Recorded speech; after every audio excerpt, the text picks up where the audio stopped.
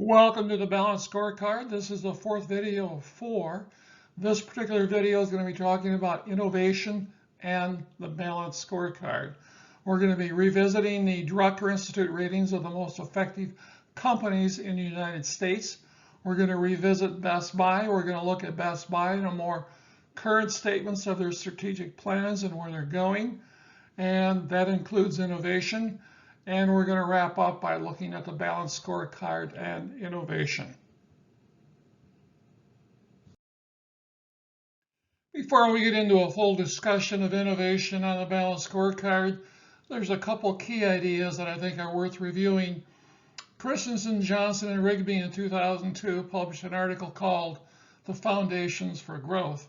These particular authors published numerous articles on innovation in the Harvard Business Review as well as MIT Sloan Management Review. They're well known in the field. A lack of good ideas is not the problem. The problem is the absence of a repeatable process for creating and nurturing new growth businesses.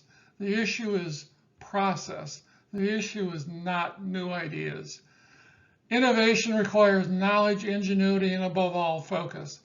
That's a statement by Peter Drucker, one of the most well-known authors in the field of management and business, and he talks about the emphasis of focus. It takes ongoing focus by management, and Johnson, Rigby, and Christensen talked about the requirement of having ongoing process to manage innovation. One more very important thought about innovation. And how important is innovation? The answer is innovation is the engine that drives growth and constant change, and it's necessary for any organization to achieve and sustain success over time. It is the most critical element of strategy. How does a balanced scorecard fit into this? A balanced scorecard is really the patch or the glue that holds together the people, culture, and process excellence, which creates customer satisfaction, and that ultimately is necessary to create financial results that are satisfactory over time. That's the role of the balanced scorecard. We looked at the Drucker Institute ratings of management effectiveness in 2019 earlier in the video series, and we're going to look at it again this time, but we're going to go deeper and look at the attributes of innovation that the Drucker Institute looked at in their rating of the most effective companies in 2019. Peter Drucker was a professor at Claremont Graduate University in Claremont, California, and he had a very distinguished career and published numerous articles on management and business. So his legacy goes on with the Drucker Institute ratings of management effectiveness in 2019. Again, we looked at this earlier, but we're going to look at it again. We are going to look at the top 5 companies in the Drucker Institute rating of 250 companies in the US. That includes Amazon, Microsoft, Apple, Alphabet, and Cisco. And then we're going to look at their various ratings of customer satisfaction, employee engagement, innovation, social responsibility, financial strength, and overall effectiveness. We also included several companies from the region. That includes 3M, Medtronic, Best Buy, and United Healthcare. Now, what stands out in this rating? Well, the thing that stands out the most is innovation. This particular column, as you note, becomes the most significant rating in comparison to the other companies on that list. So the rating of innovation becomes very important, and intuitively, if you're a user of Amazon, Microsoft, or Apple, you probably are, you would probably agree that these companies have very high attributes of innovation. We're now going to drill one layer deeper in the Drucker Institute model so we get some sense of how they made up their indices. This is not a balanced scorecard. This is a Drucker Institute model that they built upon their own sources of data, We're going to look at some of the data where it comes from, but the attributes are important. Customer satisfaction, that's the second layer down on the balanced scorecard. Employee engagement and development, that is really the fourth layer in the balanced scorecard. Innovation is really the third layer in the balanced scorecard. There's other pieces in the third layer, but innovation is a key part of the third layer. The Drucker Institute put social responsibility in their layers, and we could include social responsibility in the third and fourth layers of the balanced scorecard. And financial strength is the top layer in the balanced scorecard. And in the case of the Drucker Institute, it has 4 indicators. Social responsibility has 7 indicators. Innovation has 11 indicators. Employee engagement and development has 7 indicators. And customer satisfaction has 5 indicators. So now we're going to look at the 11 indicators that make up the innovation index for the Drucker Institute. We're now going to drill one layer deeper into the innovation discussion at the Drucker Institute. We're going to look at 9 of the 11 categories that the Drucker Institute used to rate innovation at the top 250 companies in the United States. The first category was cutting edge job postings. They looked at hiring in 10 cutting edge fields. 2 examples included Internet of Things and artificial intelligence, and there were 8 other categories that they looked at. They also looked at R&D job postings. They looked at hiring for R&D job positions by each of the companies. Number of inventions included the number of first patent applications. They also looked at a rate of patent abandonment. The rate at which patent applications are abandoned gives an indication of how companies have stopped investing in old technologies. They also looked at trademark applications, trademark registers, Clarivate Analytics, or R&D expenditures, and they also looked at most innovative company listings, and finally they looked at a rating by 2 professors on the immediate market valuation of patents granted in the prior year. So these are 9 out of 11 categories that the Drucker Institute used in their rating of innovations. Now, are all these items relatively important for all companies in the top 250 rating used by Drucker? The answer is no. Is Best Buy going to be using R&D and Internet of Things? Probably not. Are they going to be going after market intelligence? Perhaps.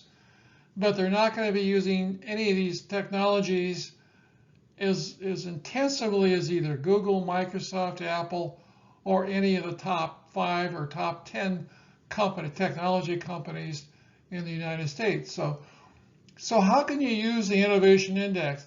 It gives you an indication of what it takes to be highly rated and to be highly valued by shareholder investors in the United States. Top 5 companies represent a very significant percentage of overall shareholder value in technology investing in the United States. We're now going to look at some research by Bartman, Christensen, Van Bever, and talking about the hard truths of business innovation and why the path of business innovation has so many failures and why many companies have a difficult time in achieving consistent high quality innovation. There's 4 pieces to the business model as described by Christensen, Bartman, and Van Bever: value proposition, profit formula, resources, and processes.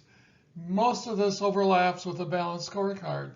Profit formula in the lower left is really the top layer of the balanced scorecard.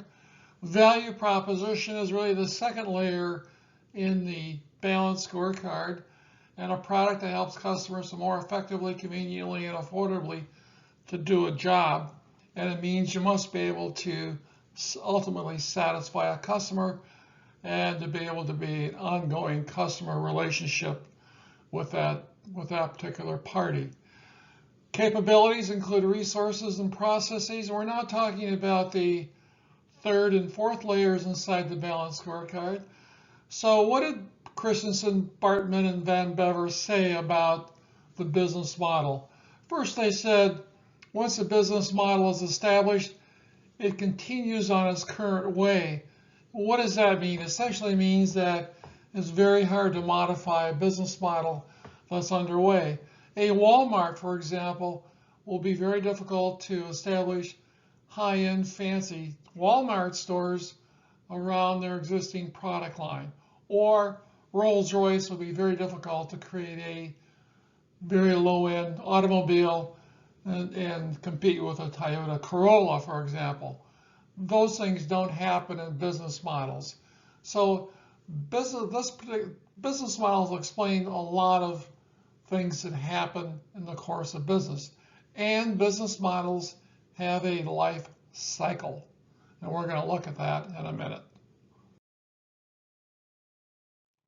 There are 3 stages to a business model's journey, according to Christensen, Bartman, and Van Bever. And different kinds of investment are made along each of these different stages. So innovation is not one size fits all. It actually is matched against each stage of the business model's journey.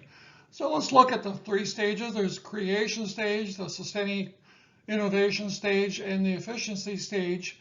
And at the creation stage, there are different levels, different things that are important.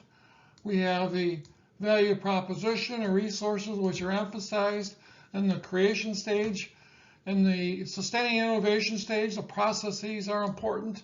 And in the efficiency stage, the profit formula is emphasized, because at that stage, we're at the final stage of the business model journey, and eventually it will be replaced by another business model.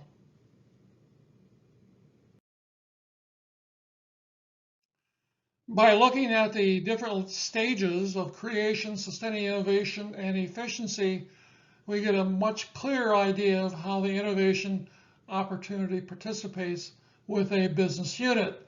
At the creation stage, the innovation opportunity is really to help the business unit focused on understanding the primary business, creating the customer relationship, and the discovery of the job to be done, and pivoting of the business model to effectively fulfill the functional, emotional, and social attributes of that job. It really says we're all in, we have to get the job done, and how do we use innovation to make that happen? Sustaining innovation, on the other hand, is how do we grow our current market share? How do we bring new customers into the market? How do we improve our revenue growth, profitability, or margins? How do we make more money in the way we're structured to make money? Finally, the efficiency stage is we're shifting focus. We're moving away from growing current market share to how do we enable to serve our existing customers with lower cost. So our focus now shifts to cost. How do we use our capital more efficiently? How can we allow us to liberate capital currently invested in the value chain? How can we extract capital out of the business? How can we enable us to modularize our offering to facilitate outsourcing and other partnerships for non-core elements of the model? So you're beginning to really move into a harvest mode and shift the emphasis away from the enterprise and move into a final stage of growth and replacement. Another very important point about the article from Christensen, Bartman, and Van Bever is that the only types of innovation you can perform naturally are within the existing business model, and that those are to build on and improve the existing business model and accelerate its progress. So we just talked about 3 different stages of business models, and we talked about the different levels of innovation within those 3 stages. So that begs the question is, how do you get the breakthrough business model that's outside of the current business model? And that's going to take a different level of innovation than we've talked about so far. The most significant risk that a company can take is not to create new businesses that decouple the company's future from that of its current business models. That means essentially that the company's banking on its existing business models to sustain itself over the long term. And that may not be a good choice in today's ongoing changes with either pandemics, new technologies, or other market changes that may come about that are completely unpredictable at the current stage. There are 5 ways of building a business creation machine. First, spot future growth graphs by understanding where each of your business units are at on their journey through the 3 stages of innovation. So that means you're keeping track of your business units and making determinations about how to make innovation investments as they occur. Run with potential disruptors of your business. What does that mean? Essentially means that you monitor the industry, you talk to businesses in the environment that are potential disruptors about partnerships or even acquisition, so you keep track of where those disruptors are at and monitor how you can participate in the form of either developing your own business or through a partnership or acquisition. Start new businesses by exploring the job to be done. That essentially means you're looking at the possibility of going into the business starting from scratch, determining what the customer needs are at, and putting your own resources to bear on a stage 1 growth in the business unit environment. Resist the urge to force new businesses to find homes in existing business units. Fastest way to squash growth and a disruptor is to push them into an existing business unit that will make that business unit conform to their new environment, and that's exactly what you don't want. And use M&A to create business unit disruption and renewal. That means you go to the outside if you can't find those disrupting forces internally.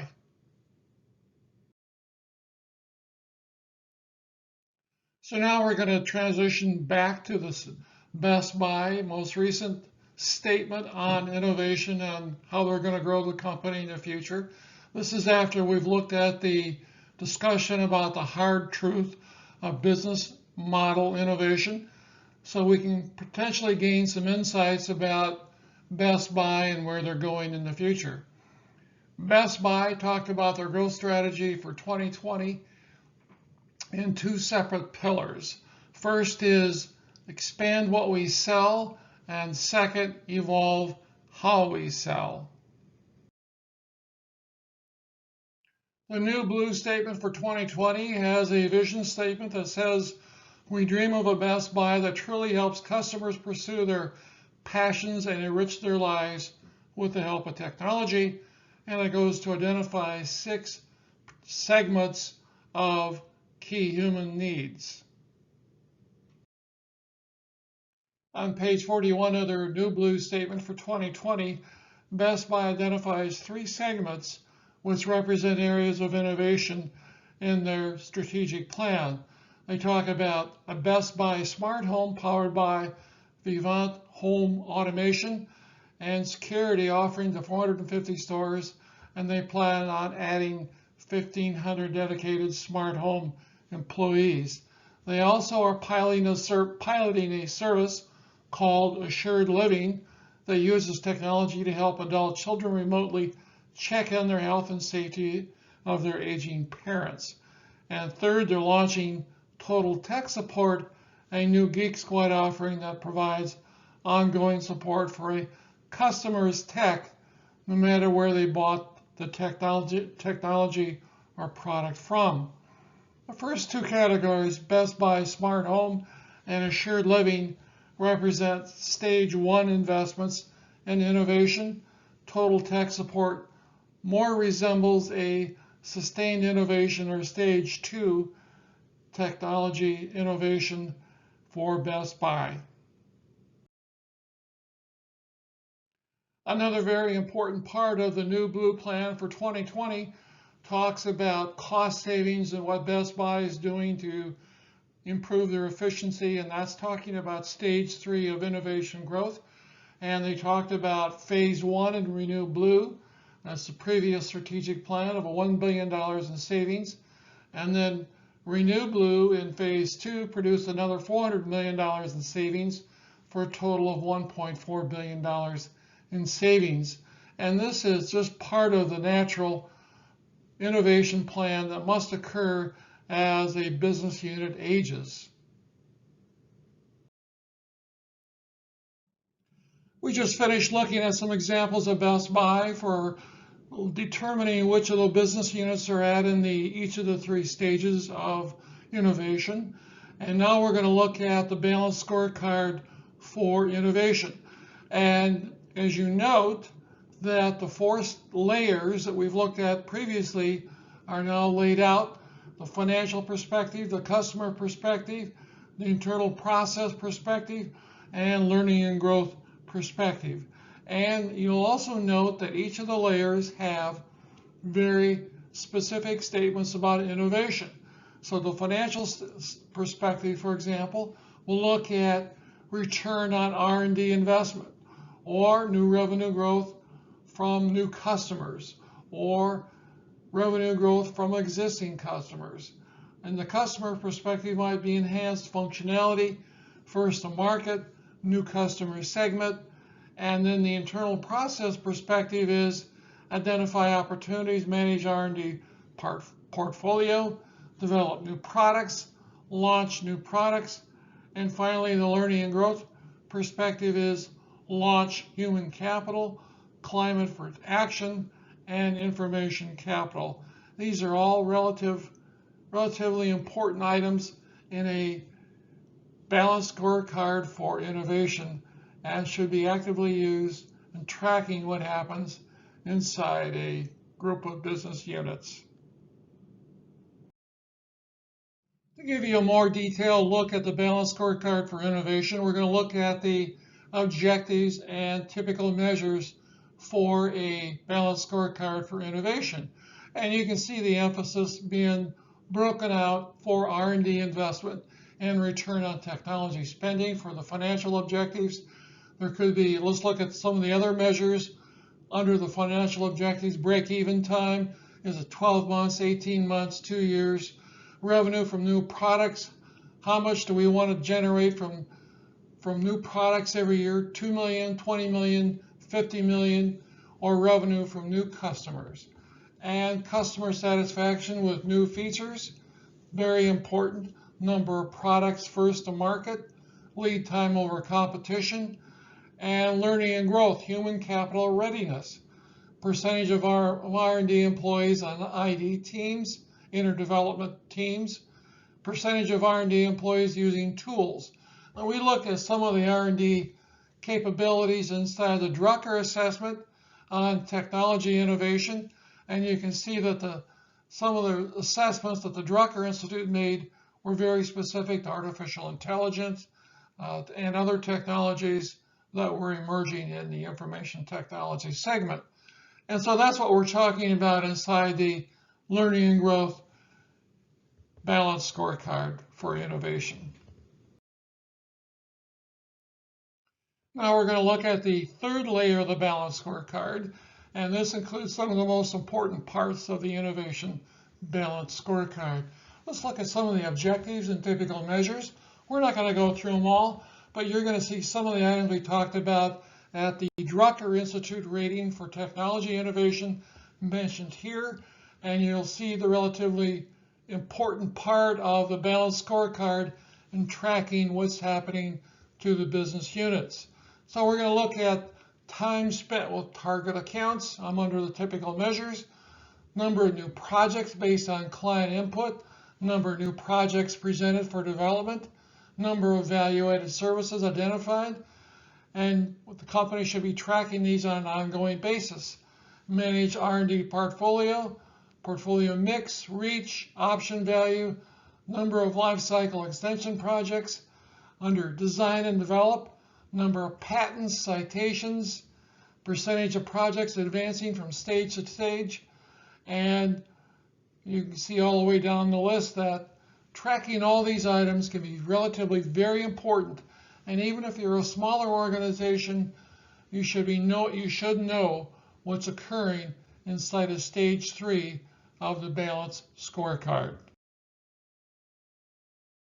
One final thought: we talked about the pandemic, and we talked about innovation, we've talked about new environments and so forth. There's one very important point I think to take away from the pandemic, is that people have permanently changed and have adopted to a new environment. It means that people are now staying at home and they're doing new things at home that they've never done before. That may include a variety of things, including more time with their family, cooking, new habits, new ways of doing things, new ways of communicating. The point I'm making is that until people are willing to do something they haven't done before, proposing a new business or a new business environment around old habits didn't work. But if the consumer is willing to adopt and willing to make new changes, as they have as a result of the pandemic, then you have a new business opportunity. One additional thought before we close off, and that is a lack of good ideas is not the problem. The problem is the absence of a repeatable process for creating and nurturing new growth businesses. This is how we opened up the 4th video, and this is how we're going to close the 4th video. It's really important to be able to know what's going on inside your organization, and you have to be able to plant the seeds, grow the seeds, track the seeds, and nurture the growth businesses. It takes, according to Peter Drucker, knowledge, ingenuity, and above all, focus. Innovation doesn't happen by accident. It's hard work, and you have to keep track of it. The balanced scorecard for innovation is probably one of the better solutions for keeping track of growth and keeping the organization on track.